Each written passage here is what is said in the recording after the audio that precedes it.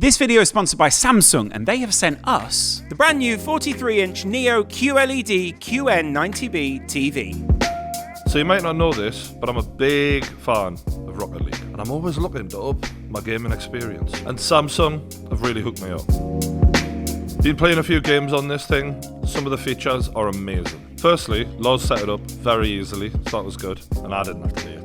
There's some good features. So the picture quality is amazing, and the frame rate is so smooth. It's like butter. 43-inch 4K, yes please. And there's 4 2.1 HDMI ports, which make it so easy to connect the next-gen consoles and PCs to this TV. We can put everything in all at once. I wear headphones a lot. My hearing isn't the best, right? But luckily, this TV has Dolby Atmos sound. It's really immersive. My neighbours told me the other day that they heard it, so sorry about that. It's 144 Hz with FreeSync Premium Pro, which means if Brian's doing his online gaming, then that is going to be so smooth. A little nice surprise that I had with the TV is it's got a gaming hub, which means I can play games on there without having to put a console in and install it and all of that, and literally just pick up and go. You can build yourself a town in a simulation game. Brian loves building his cities, really does. Destiny, if you want a shooting game, NBA 2K, it's quality. Good way for him to relax. And thanks to Samsung, we've been hooked up with a 15% discount. Hit the link in the description below and use code TrueGeordie15 at checkout to redeem your discount. Thank me later. Be quick. The offer won't last that long.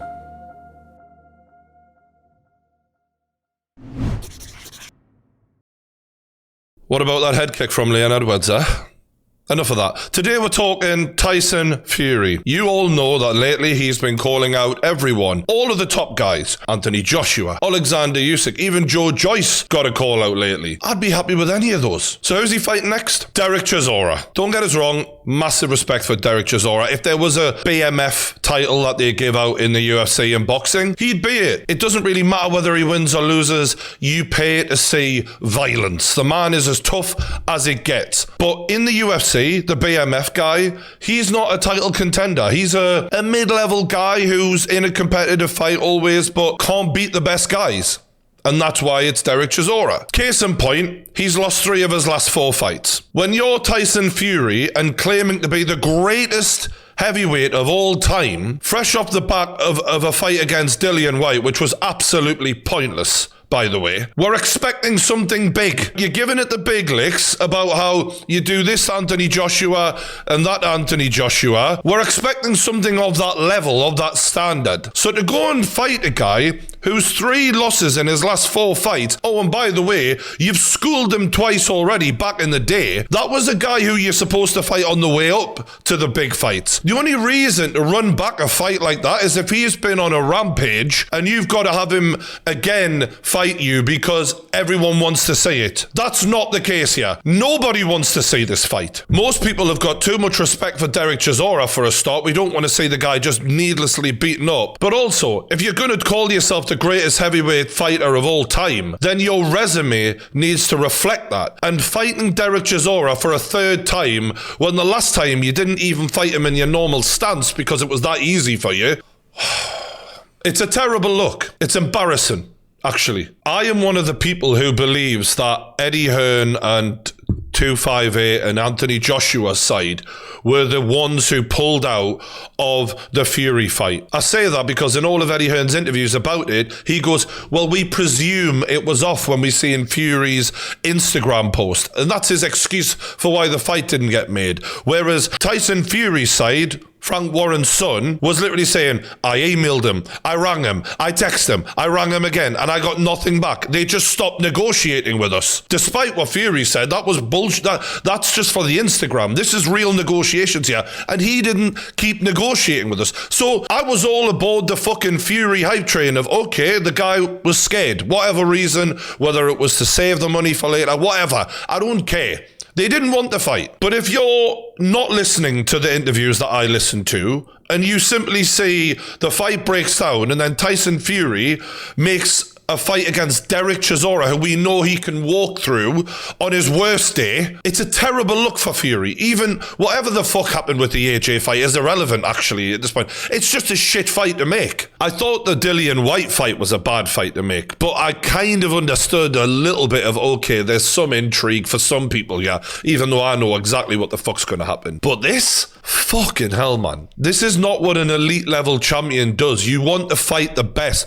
Alexander Usyk is not being like, let me go and fight Derek Chisora again to prove I'm better than him again. And I don't want to hear anyone in the comments spewing that bullshit about, oh, Chisora looked good against Usyk. He looked okay early on. Usyk schooled him the rest of the fight. It was obvious. The only people who were saying otherwise were friends of Chisora. The same people who said AJ looked good against Usyk in the rematch. Bullshit. And if there's one thing I'm sick of in boxing right now, it's bullshit. Boxing's gone to the fucking dogs lately, and I'm fed up with it. The ironic thing is Derek Chisora is with 258 Management, Anthony Joshua's management company, and this fight has been made like that. So all of this, oh, it's too quick, you can't make a fight that quickly, boom, done, good night. So fucking annoying. Just wasting careers here. People want to talk about comparing Tyson Fury to Muhammad Ali and Lennox Lewis. I'm not saying his skill set is not comparable. I think he's a great fighter. I love watching him fight. But your resume is not strengthened towards that claim by fighting Chisora for a third time at all. In fact, it makes it look like you're just going for the easiest fucking fights, for the biggest paydays, and for a man who claims to be not about money, yada, yada, yada. It makes him look terrible. Just for context, the last fight they had, Fury fought the whole fight southpaw, and this is what it looked like. Closing stages of this 10th round, and like every round before it, Fury has dominated and is adding another 10 points to his tally. Look at that. So fucking boring, man. Well,